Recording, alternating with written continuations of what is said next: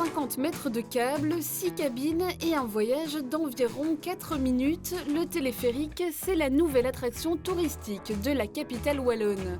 Les visiteurs sont nombreux à vouloir tester cette activité, réservée souvent aux pistes de ski. Un téléphérique à Namur, ce n'est pourtant pas une première. Il y en avait un précédemment le long du versant Mozan qui partait du bas de la citadelle, qui était un peu plus long que celui-ci, le câble était plus long, il faisait plus d'1 kilomètre. Il y avait davantage de cabines aussi, les œufs comme on les appelait à l'époque, avec 2 personnes à bord. Maintenant on a 6 personnes à bord de chaque cabine, sauf pour l'instant puisqu'on est en période Covid, donc on est limité à 2 personnes par cabine, sauf les bulles familiales qui peuvent atteindre 6 personnes. La station en ville est située sur la place Maurice Servet. En haut, la station est installée sur l'esplanade.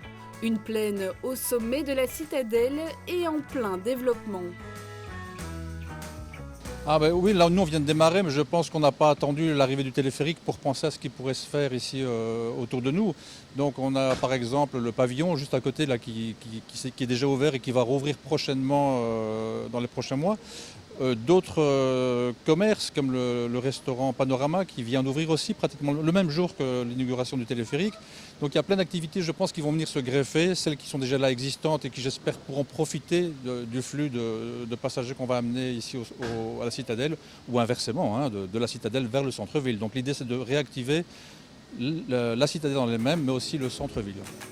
Pour prolonger la découverte de la citadelle, la ville a fait appel à un véhicule plutôt exotique. Après les pousse-pousse, les namourettes et les cabines du téléphérique, il est désormais possible de voyager en tuk-tuk.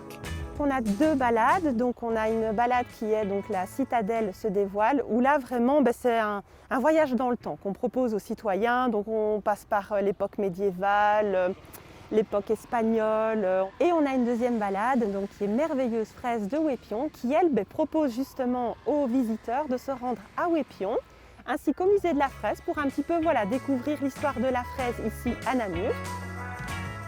Avec ces 2 nouveaux éléments dans le paysage touristique, la capitale wallonne mise avant tout sur la découverte ou la redécouverte de sa citadelle et mise sur une mobilité alternative et originelle.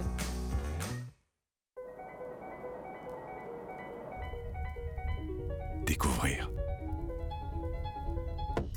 Se découvrir. Destination Wallonie. Tout pour s'évader. Faites le plein d'idées sur visitewallonia.be.